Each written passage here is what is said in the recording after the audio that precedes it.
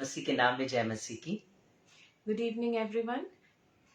JLU vision की Sunday live worship में हम आपका स्वागत करते हैं और परमेश्वर का धन्यवाद करते हैं हर एक तमाम आशीष के लिए। बीते सप्ताह परमेश्वर ने हमें संभाला, हम सबको संभाला। हम प्रभु का दिल से धन्यवाद करते हैं और विश्वास करते हैं कि परमेश्वर ने आपके जीवन में बीते सप्ताह में आपकी प्रार्थनाओं के उत्तर दिए हैं, अद्भुत कार्यों को आपके जीवन में किया। जो कुछ भी हमने लास्ट संडे को सीखा था, उस वचन ने पूरे सप्ताह आपकी मदद करी है अपने जीवन को सही करने में और उसे फॉलो करने में। आइए, जब हम परमेश्वर के वचन को सुनने के लिए इकट्ठा हुए हैं तो अपने स्वरों को झुकाएं और प्रभु से कहें, प्रभु आप अपने वचन को लेकर के जब हमारे बीच में उपस्थित है, आज मेरे मन को तैयार कीजिए कि जो कुछ भी मैं सुनूं वो मेरे जीवन में कार्य करने वाला हो सके।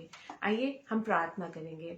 प्रभु यीशु मसीह, धन्यवाद करते हैं आपका आज के दिन के लिए। पिता पवित्र आत्मा, हमारी सहायता कीजिए। जो कुछ भी प्रभु आपने हमें सिखाया है पिता परमेश्वर, समान रीति से पवित्र आत्मा आप सुनने वाले हर एक व्यक्ति के हृदय को तैयार कीजिए कि वो वैसा ही सीख सके प्रभु। ना पिता परमेश्वर हमारी बुद्धि से नहीं, वरन पवित्र आत्मा आपके दिए हुए शब्दों से पिता परमेश्वर आप लोगों से बात कीजिए और आज का वचन हम सब के लिए आशीष का वायस हो। प्रभु, जब ये वीडियो आगे शेयर होता है प्रभु जी, आप हर एक सुनने वाले व्यक्ति को सामर्थ्य दीजिएगा इन वचनों को ग्रहण करने और उनके अनुसार अपने जीवन को व्यतीत करने में। पिता परमेश्वर, हर एक नेट में आने वाली कनेक्टिविटी में प्रॉब्लम करने वाली हर एक प्रॉब्लम को यीशु मसीह के नाम से डांटते हैं, दूर हो जाए प्रभु। हर एक प्रकार से पिता हमारी सहायता कीजिए। सारी अगुवाई आपके हाथों में सौंपते हैं। प्रार्थना यीशु मसीह के नाम से मांगते हैं, आमीन। आमीन। आप सभी को फिर से जीसस लव्स यू विजन की तरफ से जय मसीह की। और हम विश्वास करते हैं कि हम सब परमेश्वर की उपस्थिति में बने हुए हैं और बीते पूरे सप्ताह, जैसे नेहा ने बताया, हम सब परमेश्वर के वचन से आशीष पाकर आगे बढ़ रहे हैं। और फिर से मैं कहना चाहूंगा, अगर आप भी परमेश्वर की सेवकाई का हिस्सा बनना चाहते हैं और आप इस समय लाइव देख रहे हैं, तो आप अभी इस परमेश्वर के वचन को जो आपके और मेरे बीच में आने वाला है उसको शेयर कर सकते हैं, ताकि और बहुत से लोग जो इस समय परमेश्वर के वचन को नहीं सुन रहे हैं, हो सकता है आपके एक शेयर के द्वारा उनका नजर परमेश्वर के वचन की तरफ पड़े और वो भी वो बातें सीख सके जो परमेश्वर मुझसे और आपसे आज के दिन में करना चाहता है। और मैं धन्यवाद देता हूं परमेश्वर का कि आज का जो टॉपिक है वो परमेश्वर ने मुझे दिया है। और इसके लिए मैं एक छोटी सी घटना आपको बताना चाहूंगा। आज सुबह जब 5 बजे मेरी आंख खुली और मैं जब उठा अपने बिस्तर से, तब मेरे कानों में एक आवाज आई और उस आवाज का नाम था नीनवे, नीनवे, नीनवे। मैं उसके बाद उठा, मैंने थोड़ा चला फिरी करी, मैं लेटा, पर ये आवाज मेरे कानों में गूंजती रही। मैं प्रार्थना करने बैठ गया, प्रार्थना करने के दौरान भी ये नीनवे आवाज मेरे कानों में गूंजती रही। फिर मैं सो गया, उठा, फिर चर्च गया, उसके बाद फिर आकर भी परमेश्वर 99 शब्द से लगातार मुझसे बात करता रहा। और मैं समझ गया परमेश्वर आज इस 99 के ऊपर मुझसे और आपसे बात करना चाह रहा है। और आज मैं आपसे योना के बारे में बहुत बातचीत नहीं करने जा रहा हूं, क्योंकि हमेशा हम योना की ही चर्चा करते हैं, लेकिन आज मैं आपसे चर्चा करने जा रहा हूं 99 के बारे में। 99 के बारे में आपसे आज मैं चर्चा करने जा रहा हूं। और उस टॉपिक पे आने से पहले, उसमें आगे बढ़ने से पहले, मैं आपको एक छोटी सी गवाही बताना चाहूंगा जो लास्ट संडे हमने शेयर किया था। वर्ड था लव ऑफ गॉड, परमेश्वर का प्रेम। बीते दिनों में बहुत से ऐसे मैसेजेस और गवाहियां मेरे पास आई और जिन्होंने बताया कि परमेश्वर के प्रेम के वचन को सुनते ही परमेश्वर ने उनको आंसुओं से भर दिया। एक भाई राजस्थान से जिन्होंने मुझे पर्सनल मैसेज किया और उन्होंने टेस्टमनी दी कि वो वॉकिंग कर रहे थे और उन्हें ईयरफोन लगा रखा था और वो उस वर्ड को सुन रहे थे और उसी समय परमेश्वर के प्रेम को उन्होंने महसूस किया और वो चलते चलते वॉकिंग के टाइम पर रोने लगे। उनके आंखों में आंसू भर गए और उन्होंने परमेश्वर के प्रेम को एहसास किया। और उन्होंने इस बात को बोला कि बाद में मैंने कमिटमेंट किया कि चाहे परिस्थितियां कैसी भी हो, चाहे कुछ अच्छा हो चाहे ना हो, चाहे मेरी प्रार्थनाओं का मुझे उत्तर मिले चाहे ना मिले, पर मैं अब पीछे नहीं मुड़ूंगा, अब मैं परमेश्वर से दूर नहीं जाऊंगा। और ये एक गवाही मेरे जीवन को आशीषित करती है कि वचन का प्रचार करना सफल हुआ। यदि एक आत्मा भी बचा ली जाती है तो उसका आनंद बाइबल कहती है स्वर्ग में मनाया जाता है। इसलिए अगर कोई एक व्यक्ति भी परमेश्वर के वचन से आशीषित हो रहा है तो मैं आनंदित हूं, क्योंकि मैं क्वांटिटी पर नहीं क्वालिटी पर भरोसा करता हूं। मैं विश्वास करता हूं कि बहुत भीड़ नहीं, अगर 2 लोग भी दिल लगा के परमेश्वर के वचन को सुनकर उस पर चलेंगे तो मेरा वचन प्रचार करना मेरे लिए सफल हो जाएगा। और मैं आपसे फिर से कहना चाहता हूं कि आप कभी भी वचन को शेयर करना बंद मत करिएगा। अगर आप बाद में व्हाट्सएप पर लिंक पा रहे हैं या फेसबुक पर आप स्क्रॉल करते वक्त इस वचन को सुन रहे हैं या यूट्यूब पर आपने लिंक पाया या इंस्टाग्राम पर किसी ने आपसे शेयर किया है या मैसेजेस के द्वारा किसी भी द्वारा आप तक वचन परमेश्वर का पहुंच रहा है, तो आप प्लीज उसे शेयर करिएगा ताकि और भी बहुत से ऐसे लोग गवाही दें और बहुत सी गवाही हम तक पहुंच पाए चाहे ना पहुंच पाए, पर हम विश्वास करते हैं कि परमेश्वर कार्य कर रहा है और वो जीवनों को बदल रहा है। आइए फिर से हम अपने टॉपिक पर चलेंगे और वो टॉपिक है नीनवे। और मैंने आज हेडिंग डाल दी है, क्या कारण थे जिसके कारण नीनवे बचाया गया। आखिर नीनवे क्यों बचाया गया, आज हम इस पर चर्चा करेंगे। जबकि हम पहले देखते हैं नूह के समय में परमेश्वर का क्रोध उस समय के लोगों पर भड़का, क्योंकि नूह के जमाने में लोग परमेश्वर से दूर हो गए थे। वो शादी करने में, पार्टीज करने में और अपने पर्सनल जीवन में बढ़ने में ही इतने ज्यादा मगन थे कि उनका परमेश्वर से संबंध खत्म हो गया था। परमेश्वर उस समय मनुष्य को बनाकर पछताने लगा और वो कहने लगा, जीव जंतु, ये सारे प्राणी, ये सारे मनुष्य जो मैंने बनाए, इनको बना के मैं पछताता हूं। लेकिन उस समय परमेश्वर की दृष्टि नूह पर पड़ी क्योंकि वो उस समय में धर्मी व्यक्ति था। परमेश्वर ने नूह से चर्चा की और बताया कि मैं सृष्टि को नाश करने पर हूं, और परमेश्वर ने उसे बताया कि तू एक जहाज बना, उसमें सारे प्राणियों के जोड़े को लेकर साथ साथ अपने परिवार को लेकर उसमें जा। और परमेश्वर ने उस दरवाजे को बंद किया। अब आप और मैं इस कहानी को बचपन से सुनते आ रहे हैं और जानते हैं। नूह बिल्कुल वैसे ही किया। क्या ऐसे ही हो गया होगा? ध्यान से समझिए, जब इतना बड़ा जहाज बनाया गया होगा तो एक दिन में तो नहीं बना होगा, इसमें समय लगा होगा। हो सकता है महीने लगे हो सकता है सालों लगे हो। लेकिन क्या इस दौरान लोगों ने चर्चा नहीं की होगी नूह से कि तू ये क्या बना रहा है? और जब नूह उस जहाज को बना रहा होगा तो वो लोगों को बता रहा होगा कि परमेश्वर सृष्टि को नाश करने पर है, इसलिए परमेश्वर ने मुझसे कहा इस जहाज को बना। वो लोगों को प्रचार कर रहा होगा, वो गवाही दे रहा होगा और वो बता रहा होगा कि परमेश्वर सृष्टि को नाश करने पर है। हो सकता है कि बहुत से लोग सुन लेते, मन फिरा लेते, पर एक भी व्यक्ति ऐसा नहीं ठहरा जिसने नूह के समान अपने मन का परिवर्तन किया हो और इन बातों को सुनकर उसने पश्चाताप किया हो, आंसू बहाए हो। किसी का भी नाम चर्चा में नहीं आया, बाइबल में नहीं लिखा। इसलिए परमेश्वर मजबूर हो गया सिर्फ नूह के परिवार को बचाने के लिए। परमेश्वर ने नूह को जहाज बनाने का इसलिए मौका दिया ताकि जब तक वो जहाज बनाता रहे तब तक परमेश्वर का वचन लोगों तक पहुंचता रहे और चेतावनी लोगों तक आती रहे कि परमेश्वर सृष्टि को नाश करने जा रहा है। और बहुत से लोगों ने नूह के द्वारा इन बातों को सुना होगा, लेकिन हंसी उड़ाई होगी। आज बहुत से लोग आपसे चर्चा करते होंगे, कब आएगा यीशु मसीह? हमारे तो बाप दादा बचपन से हम सुनते आ रहे हैं। लेकिन माय डियर फ्रेंड्स, इसलिए परमेश्वर ने मत आइए कि यीशु मसीह आएगा, मुझे बादलों पर लेकर जाएगा। हाँ, ये सत्य है, एक समय ऐसा आएगा। लेकिन अगर वो समय मेरे जीते जी ना भी आए तो भी मैं बचने वालों में ठहरूं, तो भी मैं परमेश्वर के वचन पर चलने वाले ठहरूं और मैं ऐसा ही जीवन जीऊं जैसा परमेश्वर के आगमन पर उन चुने हुए लोगों के लिए होगा जिनको प्रभु उठा ले जाएगा बादलों पर। हमें जीवन हमेशा वैसे ही जीना है। इसलिए नहीं कि यीशु मसीह बादलों पर आए और मुझे ले जाए। वो आ जाए, चाहे वो मेरे मरने के बाद या मेरे आने वाली पीढ़ियों के बाद भी वो आए, लेकिन मैं और मेरी पीढ़ी हर दिन एक ऐसा जीवन जिए कि मानो यीशु मसीह आज ही आ रहा हो और मुझे बादलों पर उठाकर लेकर जा रहा हो। जब पेंडेमिक टाइम आया, जब हम लगातार जगह जगह लाइव सर्विसेज शुरू हो गए थे, हर जगह कॉटेज प्रेयर हो रही थी, फैमिली प्रेयर्स चल रही थी, जगह जगह लोग फोन कॉल्स के द्वारा, कॉन्फ्रेंस कॉल के द्वारा, वीडियो कॉन्फ्रेंसिंग के द्वारा, जूम कॉल के द्वारा, आज तक चल रहा है, लगातार प्रार्थनाएं कर रहे थे।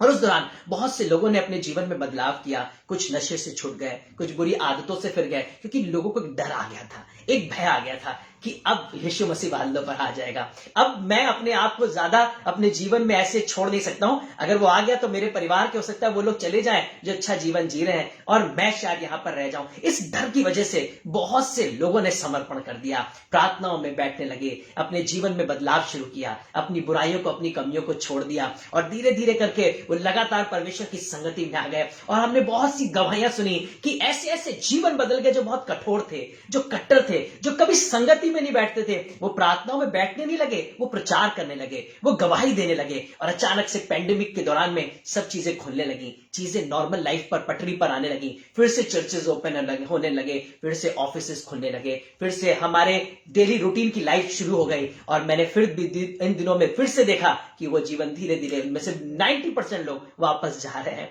90% लोग फिर से अपने उन्हीं कामों में लग गए, फिर वही नशा करना, फिर वही इंजॉयमेंट करना, करना, फिर वही पार्टीज करना, फिर वही सेलिब्रेशन करना, फिर वो डेली लाइफ की रूटीन, फिर वही चिंता और परेशानी, फिर वही भाग दौड़ की जिंदगी। क्योंकि अब हम फिर से जान गए कि यीशु मसीह नहीं आया है। अगर वो आता तो उसी समय आ जाता जब पैंडेमिक आया था। बाइबल कहती है यीशु मसीह का आना चोर की नहीं होगा। वो ऐसे नहीं आएगा कि वो आपको बताएगा, वो कभी भी आ सकता है। और मैं आपसे ये भी कहना चाहता हूं, वो ना भी आए, वो जब उसका समय हो, आज कल हजारों साल बाद, युगानुयुग सालों के बाद भी अगर वो आए, हमें ऐसा ही जीवन जीना है मानो वो आ जा रहा है और मुझे लेकर जा रहा है। बिल्कुल नूह के समय में परमेश्वर बार बार नूह के द्वारा कहलवा रहा होगा कि मैं सृष्टि को नाश करने पर हूं, लेकिन कितने समय लगने पर भी, जहाज बनने के बाद भी एक भी व्यक्ति नहीं था। और हुआ क्या? सृष्टि नाश हो गई। सिर्फ नूह और उसका परिवार और जितने लोग, जितने बनेले पशु उसकी नाव में थे, सिर्फ वही बचाए गए। फिर से समझिएगा, परमेश्वर नाश करने से पहले चेतावनी देता है। परमेश्वर नाश करने से पहले अपने सेवकों के द्वारा अपनी बात पहुंचाता है और वो किसी भी तरीके से पश्चाताप का या मन फिराने का मौका देता है। अगर हम नहीं फिरेंगे, पश्चाताप नहीं करेंगे, तो जैसे नूह के समय में सृष्टि नाश हुई, हो सकता है हम भी अपने परिवार में नाश हो जाएं। फिर आगे क्या हुआ? आगे सदोम और अमोरा की भी ऐसी घटना हुई। परमेश्वर ने कहा कि इसकी चिल्लाहट मेरे कानों तक पहुंची है, इसलिए परमेश्वर उतर कर आकर उसको नाश करने के लिए आ गया। लेकिन वहां पर एक परिवार था, लूत का परिवार, जो अब्राहम की वजह से परमेश्वर की उस पर दृष्टि आई। और जैसे ही परमेश्वर के दूत उस नगर में गए, लूत ने उनको अपने घर में पनाह दी, उनको अतिथि जानकर उनका सम्मान किया। और हुआ क्या? परमेश्वर ने लूत के परिवार को खींचकर बाहर निकाल लिया और सदोम और अमोरा पर गंधक और आग गिरी। और पूरा सदोम और अमोरा आज तक बंजर है और उसमें कुछ भी अच्छा नहीं हो सकता है। वो पूरी तरीके से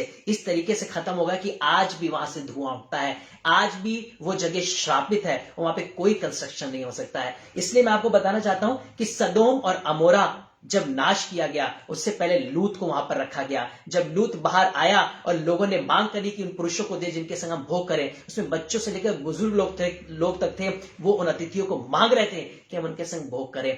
तब लूत उनको कहने लगा, समझाने लगा, इनको छोड़ दो, ये अतिथि हैं। लेकिन कोई नहीं समझा, किसी ने भी नहीं माना और सब हाथ डालने लगे, और यहां तक कि उसके किवाड़ को तोड़ने पर आ गए। उस समय शायद मन फिरा लेते, उस समय शायद लूत की बात मान लेते, उस समय शायद वापस चले जाते, तो परमेश्वर का मन बदल सकता था, उनको क्षमा करने का एक और मौका प्रभु दे देता। पर उनका पाप इतना बढ़ गया कि वो परमेश्वर के दूतों के ऊपर आक्रमण करने लगे। हुआ क्या कि पूरा सदोम और अमोरा नाश हो गया। माय डियर फ्रेंड्स, इससे पहले परमेश्वर ने अब्राहम को बता दिया था कि वो सदोम और अमोरा को नाश करने जा रहा है। परमेश्वर अपने सेवकों पर प्रकट तो करता है, पर मैं आपको बताना चाहता हूं कि उनकी की गई भविष्यवाणियों को भी आप बदल सकते हैं, जैसे आगे बदलने वाली है। हाँ, एक छोटी सी घटना और बताऊंगा। हिजकिय्याह राजा के पास यशायाह भविष्यवक्ता आया और बोला, परमेश्वर तू बता रहा है कि तू अब अपने प्रियो में सो जाएगा, तू मर जाएगा, क्योंकि वो रोगी हो गया था। लेकिन उसने प्रार्थना की, उसने आंसू बहाए, उसने परमेश्वर को वादे याद दिलवाए। और उस भविष्यवक्ता जब रास्ते में आंगन में ही पहुंचा था, दोबारा से परमेश्वर का वचन उसके पास पहुंचा। वो वापस गया, उसने कहा, हिजकिय्याह राजा, परमेश्वर ने तेरी विनती सुन ली है, तेरी उम्र 15 वर्ष बढ़ा दी गई है। और आगे क्या लिखा है कि परमेश्वर तुझे उन अशूरियों से भी शांति देगा जो तुझ पर चढ़ाई कर रहे हैं। आइए आगे हम जाने। यहां पर हम देख रहे हैं कि जब हम भविष्यवाणियां भी हमारी तरफ आ रही हो हमारे नाश की, और आप परमेश्वर का वचन भी हमारे तक आ रहा हो, लेकिन अगर हम परमेश्वर की ओर फिर जाएं, अपने मन को उसकी ओर फेर लें, अपने पापों से तौबा कर लें, तो हम बच सकते हैं। अब मैं टॉपिक पर आ रहा हूं नीनवे के, जिसके बारे में आज हम चर्चा कर रहे हैं। हम जानते हैं योना के बारे में, हमने बचपन से पढ़ा है कि योना तर्शीश को भाग गया क्योंकि उसे मालूम था, वो बहुत अच्छे से जानता था। लेकिन नीनवे के बारे में कुछ छोटी छोटी बातें मैं आपको बताना चाहता हूं। नीनवे एक ऐसा नगर था, एक ऐसा शहर था जो इजराइल का घोर विरोधी था। ये इजराइल पर अत्याचार करने वाला और इजराइल को नाश करने वाला था। ये इजराइल का एंटी था और ये अश्शूर का राजधानी थी और ये अश्शूर का महान नगर था और ये दृढ़गढ़ था और इसको पार करने के लिए 3-3 दिन का सफर करना पड़ता था अगर आप घूमकर चक्कर लगाएं। माय डियर फ्रेंड्स, एक ऐसा नगर जो परमेश्वर के नगर के खिलाफ है, परमेश्वर के लोगों के खिलाफ है, इजराइल के खिलाफ है, उस नगर पर परमेश्वर का कोप भड़क गया। इसलिए परमेश्वर ने योना से कह दिया कि नीनवे के लोगों को बता दो कि परमेश्वर नीनवे को पलटने पर है। और लेकिन योना को देखिए, उसको पता है कि परमेश्वर सच कह रहा है, लेकिन परमेश्वर क्षमा करने वाला भी है। इसलिए वो भाग गया और भागकर तर्शीश को निकल गया। वहां पर आंधी तूफान आ गया। मल्ला लोग कहने लगे कि कौन है, अपने अपने देवताओं को पुकारे, किसने गलतियां की हैं। चिट्ठी डाली गई, योना के नाम पर आ गई। योना ने बताया कि मैं यहोवा को मानने वाला हूं, उस परमेश्वर की उपासना करने वाला हूं जो जगत का सृष्टि करता है। और हुआ क्या, उन्होंने उसको बोला कि अगर तू ही है तो हम क्या करें जिससे हम बच सकें। उसने कहा तो मुझे उठाकर पानी में फेंक दो।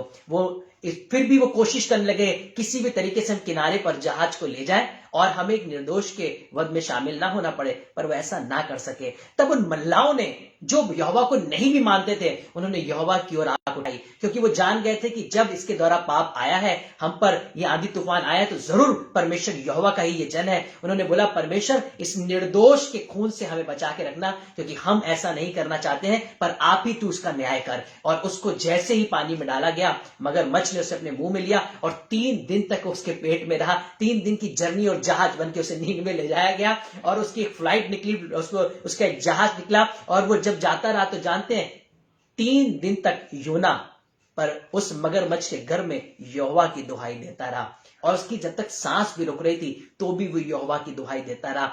और यहां तक देखिए, मगरमच्छ मुंह में तो डाल चुका है अपने भोजन को, पर खा नहीं सकता, पचा नहीं सकता, क्योंकि परमेश्वर ने उसे रोक रखा है। आज मैं आपको बताना चाहता हूं, आप शैतान की गिरफ्त में भी आ जाए, उसके जबड़े में भी चले जाए, उसके चारों तरफ घेर भी ले जाए, लेकिन परमेश्वर आपको पचाने नहीं देगा, उसको आपको खाने नहीं देगा, पर उसके अंदर ऐसा उलझन उत्पन्न कर देगा कि वो आपके पॉइंट तक आपको पहुंचाएगा और वहां पर निगलने पर, उगलने पर वो आ जाएगा। शैतान खुद कहेगा कि तुम मेरे से दूर हो जाओ, क्योंकि मैं तुम्हारा सामना नहीं कर सकता, मैं तुम्हें अंदर रख भी नहीं सकता, तुम्हें घेर भी नहीं सकता, क्योंकि जब तुम मेरे अंदर होते हो तो मेरी बेचैनी उत्पन्न हो जाती है। और आपको मैं बताना चाहता हूं, उसे किनारे पर उगल दिया गया और उसके बाद ये नीनवे पर गया और ये प्रचार करने लगा कि परमेश्वर नीनवे को पलटने पर है। जैसे ही वहां पर राजा को, वहां के लोगों को पता चला, राजा ने आज्ञा निकाली। और हम लोग पढ़ेंगे, हम लोग जल्दी से निकालेंगे योना की पुस्तक 3 अध्याय और उसकी 8, 9, 10 आयत को पढ़ेंगे।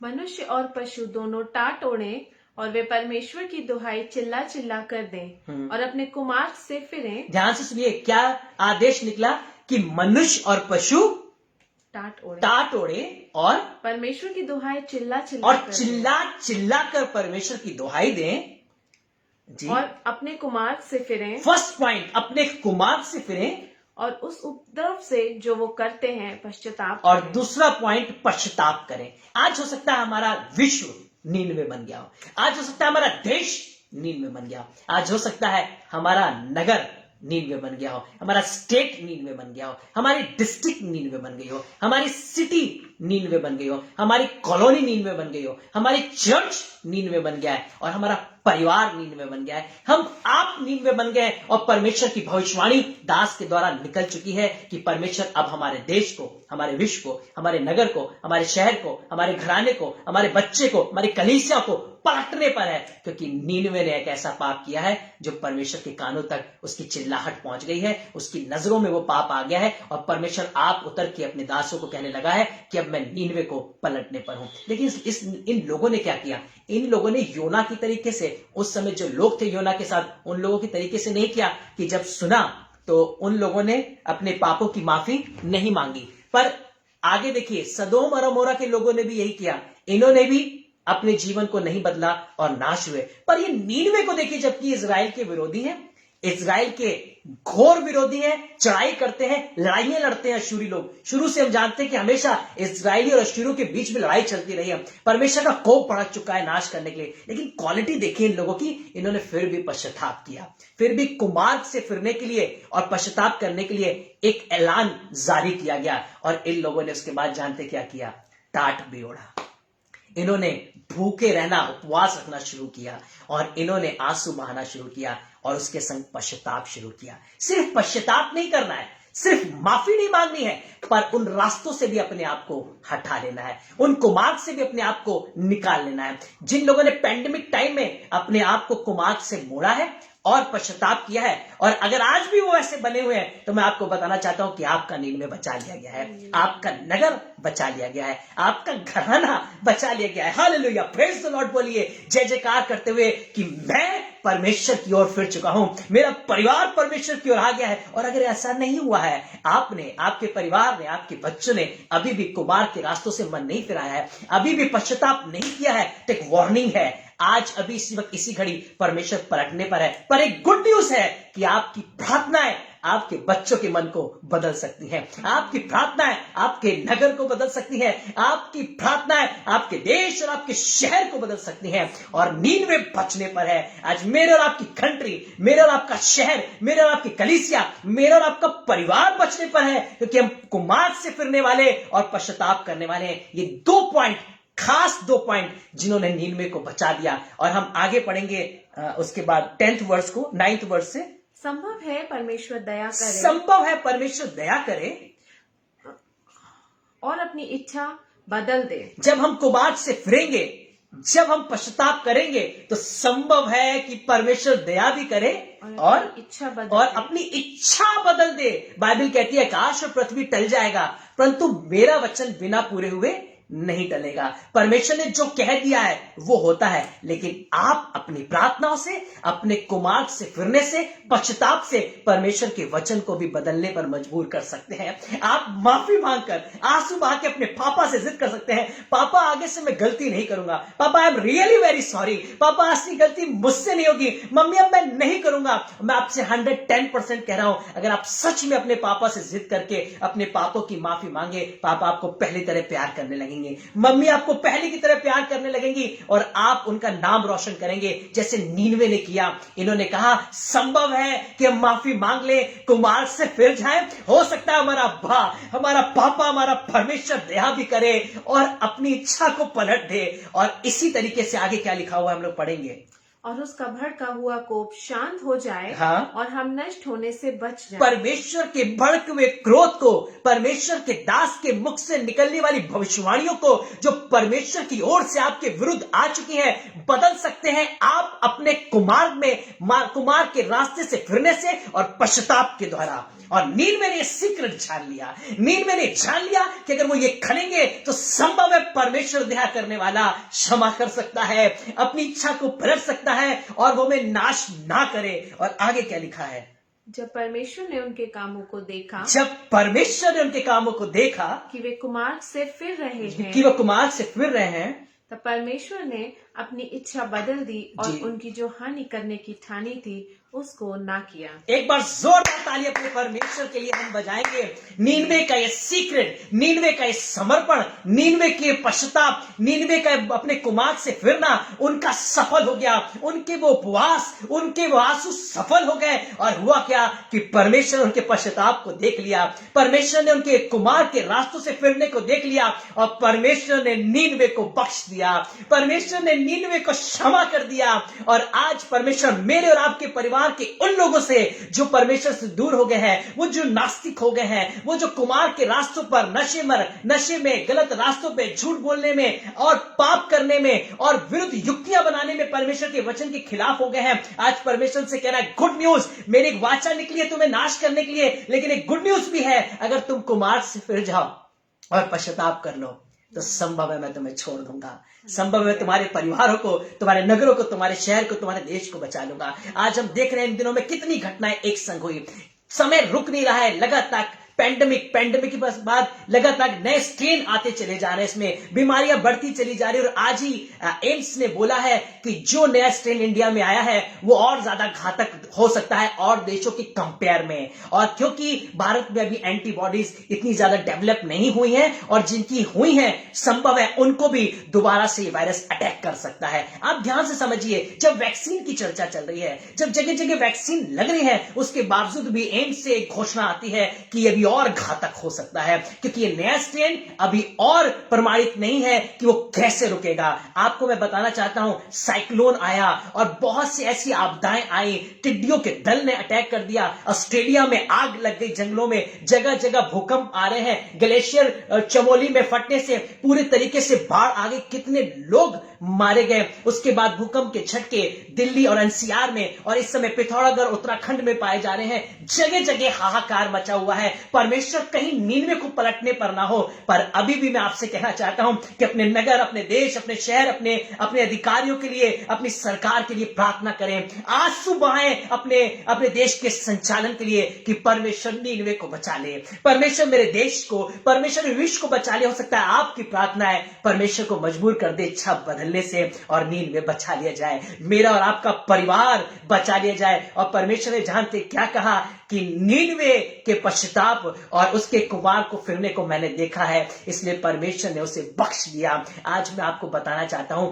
परमेश्वर नाश करने से पहले चेतावनी देगा, नाश करने से पहले वार्निंग देगा और मौका भी देगा। आज हो सकता है हमें लगता हो कि हम बहुत पापी हैं, हम बहुत गुनाहगार हैं, अब हम वापस नहीं आ सकते, अब हम माफी नहीं मांग सकते, मेरे बाप दादाओं ने, मेरे पुरखाओं ने बहुत गुनाह किए हैं। हो सकता है एक परमेश्वर की ओर से फरमान भी आ गया हो कि अब नीनवे उलटने और पलटने पर है, आपका और मेरा परिवार नाश होने पर है। पर एक सीक्रेट जान लीजिए नीनवे के द्वारा कि आप पश्चाताप करना शुरू कर दीजिए, आप परमेश्वर के लिए अपने बुरे रास्तों से फिरना शुरू कर दीजिए। संभव है 110% परमेश्वर अपने द्वारा बोली हुई भविष्यवाणियों को, अपने दास के द्वारा कहे हुए शब्दों को अपनी इच्छा के अनुसार आपके आंसू को देखकर पलट देगा और क्षमा कर देगा।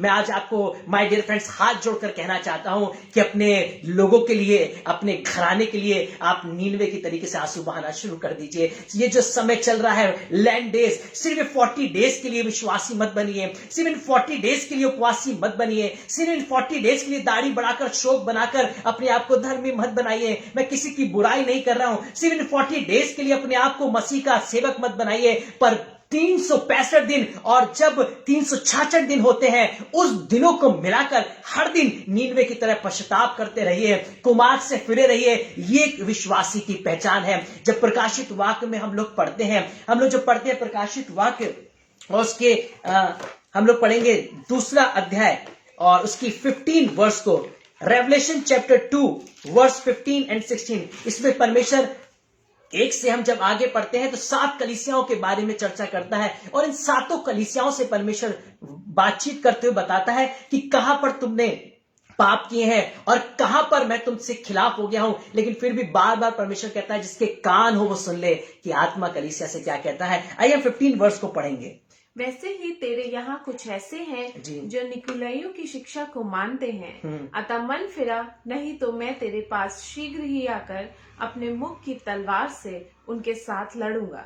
जिसके कान हो वो सुन ले कि आत्मा कलीसियाओं से क्या कहता है। हाँ। जो जय पाए मैं उसको गुप्त मन्ना में से दूंगा और एक श्वेत पत्थर भी दूंगा। यहाँ पे परमेश्वर ने पहले वार्निंग भी दे दी कि तुम में से बहुत से हैं जो अन्य जातियों की शिक्षा पर, निकुलियों की शिक्षा पर चढ़ते हैं और ऐसा ना हो कि मेरे मुख से तलवार निकले और मैं उनको नाश कर दूं। लेकिन परमेश्वर बाद में कह रहा है जिसके कान हो वो सुन ले, आत्मा कलीसिया से क्या कहता है। जो जय पाए, जो मन फिराएगा, पश्चाताप करेगा और अपने कुमार्ग से फिरेगा, परमेश्वर देखिए इसको रिवॉर्ड देने के लिए तैयार है। वार्निंग के बाद तुरंत गिफ्ट दे रहा है और क्या कह रहा है कि मैं उसे जीवन के पेड़ में से और परमेश्वर के स्वर्ग लोक में जो है फल खाने को दूंगा। उसके साथ साथ हम लोग पढ़ेंगे एक और, हम लोग वर्ष को पढ़ेंगे जी।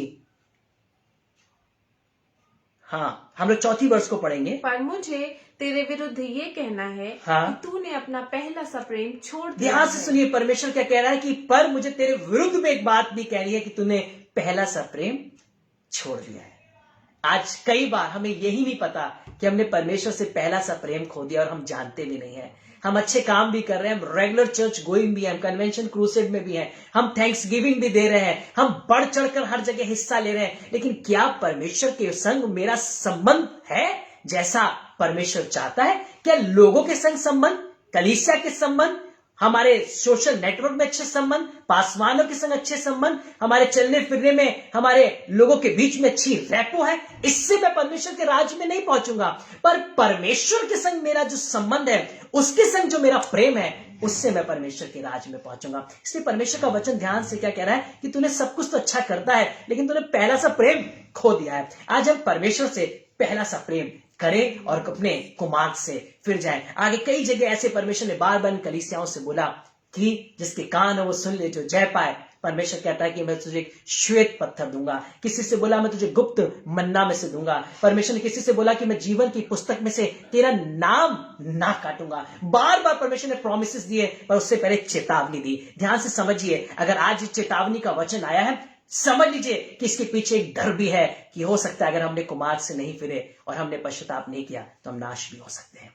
लेकिन एक गुड न्यूज, कुमार्ग से फिरकर पश्चाताप कर कर हम 99 की तरीके से बच सकते हैं। आइए, जब हम प्रार्थना में जा रहे हैं, अपने प्रेयर टॉपिक्स आप हमें दे सकते हैं और मिलकर हम आपके लिए प्रार्थना करने जा रहे हैं। और उस समय जब हम आपके लिए प्रार्थना करेंगे, एक बात मैं आपको बताना चाहता हूं। सुबह संडे चर्च में परमेश्वर ने एक बात मेरे मन में रखी और उसके दौरान जब मैं प्रेयर करके लोगों के लिए, जब हम लोग सामूहिक प्रार्थना कर रहे थे, 1 to 1 लोगों से जब मुलाकात करके उनके लिए प्रार्थना कर रहे थे, तो एक बहन मेरे पास आई, एक बेटी मेरे पास है। उसने बोला कि मुझे नहीं पता, जो परमेश्वर मुझे बता रहा था वही सामने है। उसने वही बात मुझसे बोली जो परमेश्वर मुझ पर रिवील कर रहा था। उसने बोला भैया सब कुछ बहुत अच्छा है, कोई प्रॉब्लम नहीं है, मैं अच्छे से पढ़ रही हूं, अच्छे से अपनी तैयारी कर रही हूं, सब कुछ बहुत अच्छा है, फिर भी एक डर काम कर रहा है, फिर भी एक घबराहट काम कर रही है, फिर भी करियर को लेकर, पढ़ाई को लेकर एक डर बैठा हुआ है। और परमेश्वर उससे पहले चर्च के दौरान सर्विस में जब प्रेयर और वचन और सेवकाई चल रही थी, परमेश्वर मुझसे कह रहा था